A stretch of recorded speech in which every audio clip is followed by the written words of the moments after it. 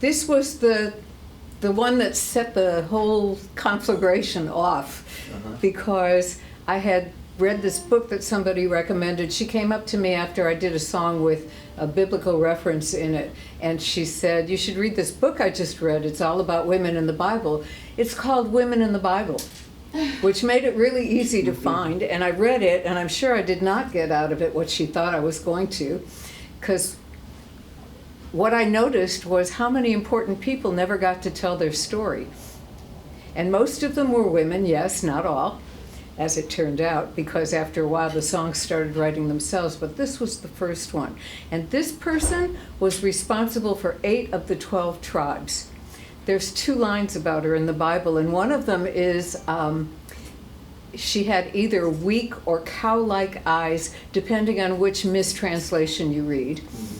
So this is about her, because I have an inflated sense of responsibility, and I decided it was my job to tell her story. Yes. Oops.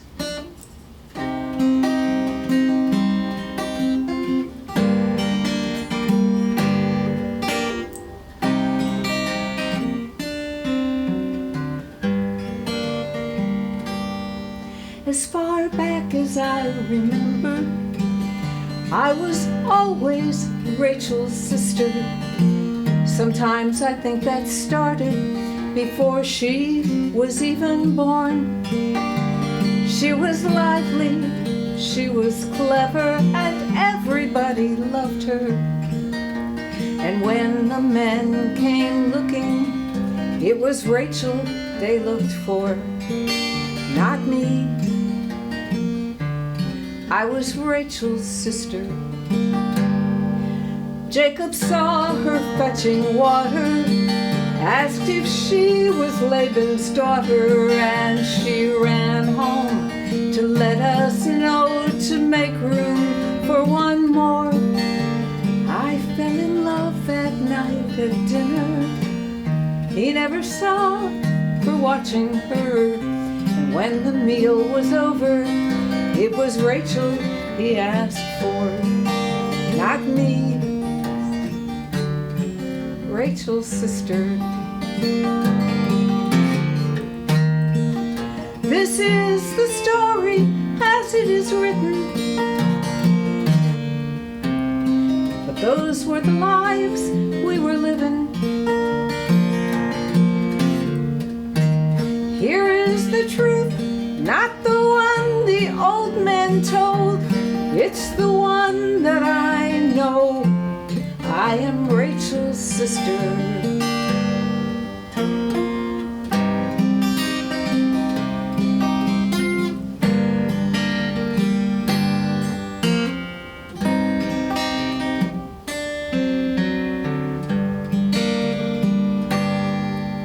They said Jacob was the trickster, but my father brought me forward on Rachel's wedding day, draped in veils upon his arm. But then Jacob worked the harder, and for Rachel too he bartered. Still I thought I'd win him when each new son was born to me. Rachel's sister. But every night I'd hear her whisper, "Give me sons like you gave my sister, and prove that you love me. Prove you love me more." So then one night he did it, and little Joseph was his favorite. But Rachel died in childbirth when her second son was born, leaving me, Rachel's sister. This is the story as it is written, but those were the lives we were living. Here is the truth, not the one that others told. It's the one that I know. I am Rachel's sister.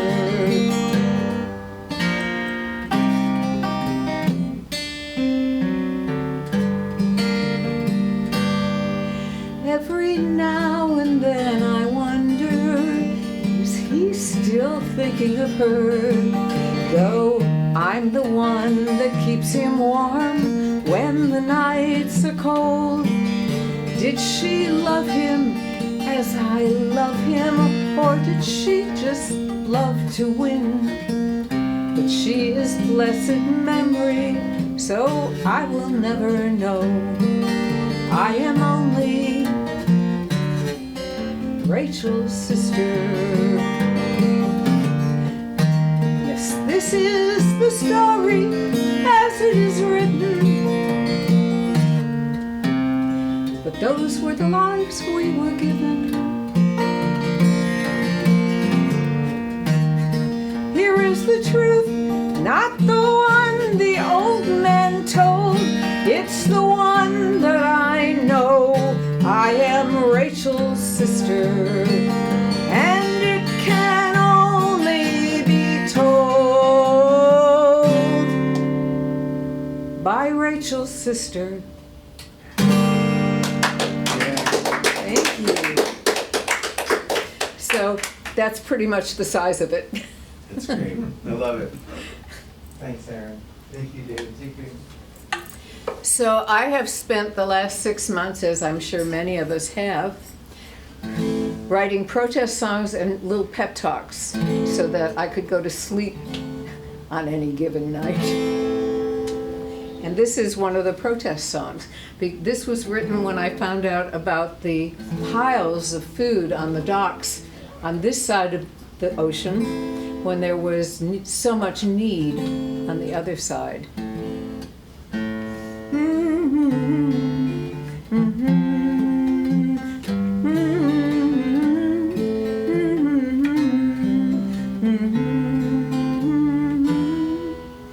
Our children cry all night, we cannot soothe them. You say you're on our side, but you are gone. We stuff their mouths with grass, hoping their hunger will pass. But it goes on and on and on. You claim the higher ground, you claim the truth. Then you stand looking down. Is that what your Lord would do? Would he deny our need with no trace of empathy? Just thoughts and prayers and platitudes. That which you do unto the least of these, you do to me. Didn't he tell you? That which you do unto the least of these, you do to me. You who've received so much, you'll never know suffering. You are so out of touch, how can we explain the pain of not enough? Tell me, my sisters and brothers, what would your Jesus say? That which you do unto the least of these, you do to me. Had you forgotten that which you do unto the least of these, you do to me?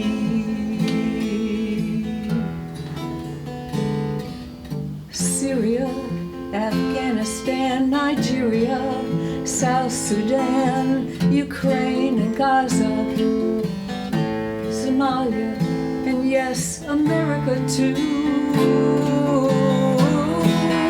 That which you do unto the least of these, you do to me.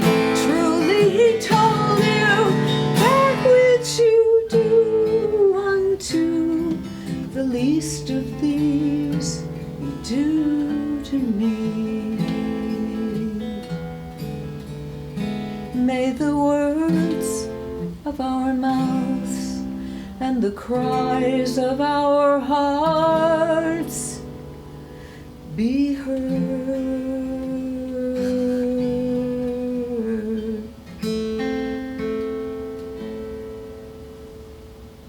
Wow. Thank you.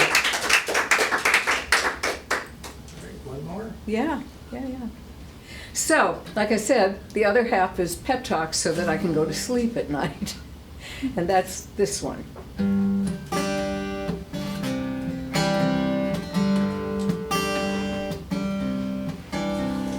In, out. In, out. Breathe, let go. This moment is the only one you have. And the spot where you're standing is the only reason there's a path. All the trials you rose above, all the pratfalls in the mud are what made you who you are.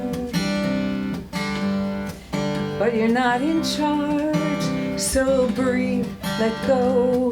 Life's a train arriving in your station.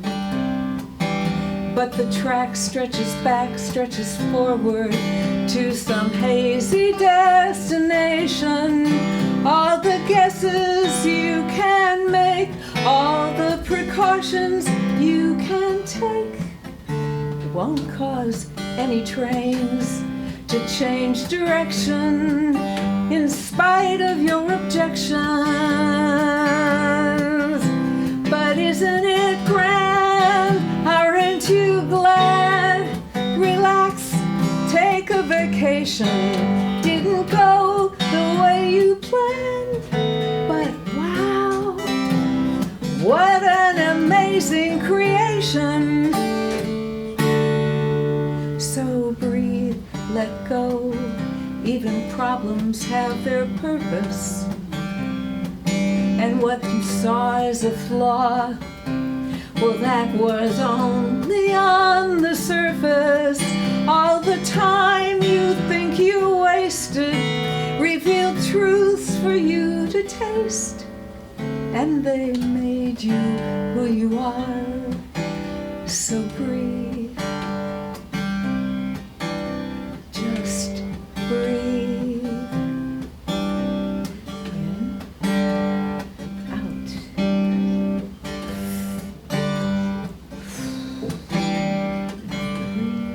That's it.